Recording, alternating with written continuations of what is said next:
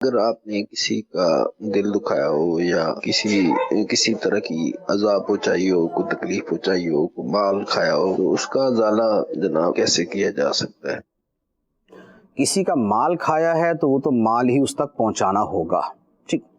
اب وہ چوری چھپے کھایا، وہ دھوکے میں کھایا، وہ جیسے بھی کھایا، تو اس کا مال اس تک پہنچا دیا جائے۔ مال پہنچانے میں یہ ضروری نہیں ہوتا کہ اس کو بتایا جائے کہ آپ کا فلاں موقع پہ میں نے مال چوری کیا تھا یا لوٹا تھا، یہ میں وہ آپ کو دے رہا ہوں، یہ ضروری نہیں ہوتا۔ اس کا مال جو ہے وہ اس تک پہنچا دیا جائے، ٹھیک ہے، یہ تو ہے مال۔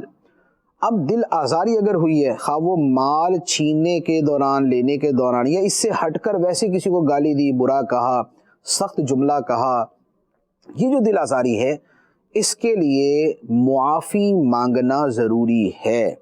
معافی مانگیں گے تو یہ گناہ معاف ہوگا، یعنی اللہ کی بارگاہ میں توبہ بھی ہو، بندے سے معافی بھی مانگی جائے تو یہ گناہ معاف ہوگا، ورنہ اس کی معافی نہیں ہے۔